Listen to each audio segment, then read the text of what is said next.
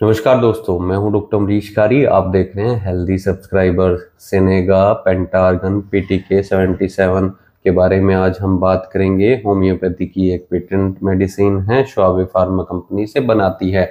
इस वीडियो में हम चर्चा करेंगे कि इसके क्या फायदे क्या नुकसान हैं, कौन सी होम्योपैथी मेडिसिन इसमें डाली गई है, इसके लेने का सही तरीका क्या होता है।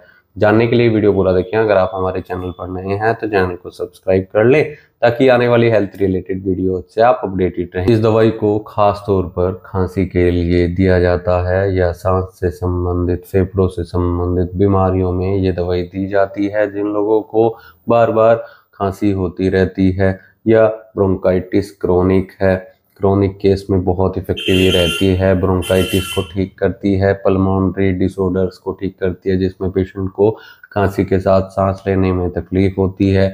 चेस्ट में कॉन्जेशन देखने को मिलती है, चेस्ट में हैवीनेस देखने को मिलती है, टाइटनेस और सोरनेस देखने को मिलती है, रेटलिंग कफ होता है।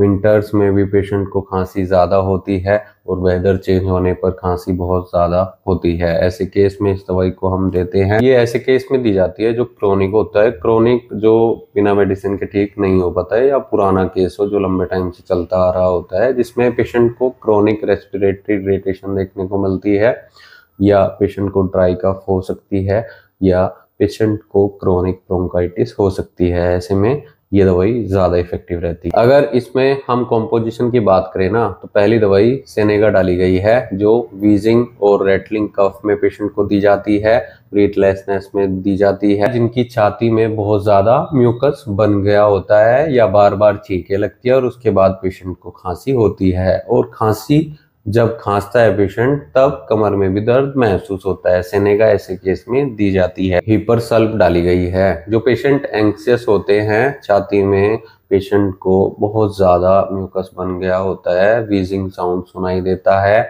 और डीप ब्रीथ लेनी पड़ती है पेशेंट को, सांस लेने के लिए गहरी सांस लेनी पड़ती है। और छाती में पेशेंट को बहुत ज़्यादा म्यूकस बढ़ने के कारण कॉन्जेशन महसूस होती है, सफोकेशन महसूस होती है। तो ऐसे केस में पुरानी खांसी में हिपरसल्फ बहुत इफेक्टिव रहती है। स्टेनम आयोड डाली गई है, वीकनेस के लिए दी जाती है और खांसी के लिए दी जाती है, और रेस्पिरेटरी डिसऑर्डर्स में दवाई इफेक्टिव रहती है। ड्राई कफ में खासतौर पर दी जाती है। नेफ्थालिनम डाली गई है, ड्राई कफ में बहुत इफेक्टिव रहती है जिनको बार बार खांसी उठती रहती है। और पेशेंट को वॉयलेंट कफ अगर देखने को मिल रही है तो दवाई ज़्यादा असरदार रहती है। ये दवाई एंटीम सल्फ डाली गई है जो पुराने केस में ज़्यादा इफेक्टिव रहती है।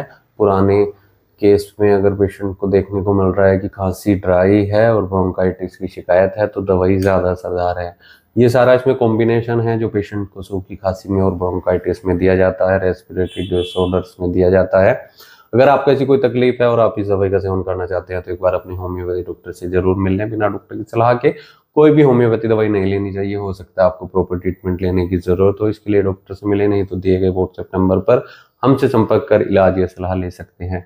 जिसकी कॉमन डोज होती है, एक टैबलेट दिन में 2 से 3 बार पेशेंट को दी जाती है, खासतौर पर बच्चों में। अडल्ट में इसकी डोज अलग हो सकती है, इसलिए एक बार डॉक्टर से जरूर मिलें। वीडियो देखने के लिए धन्यवाद। चैनल को सब्सक्राइब करें और कमेंट सेक्शन में जरूर बताएं कि हमारी वीडियोस आपको कैसी लगती हैं। थैंक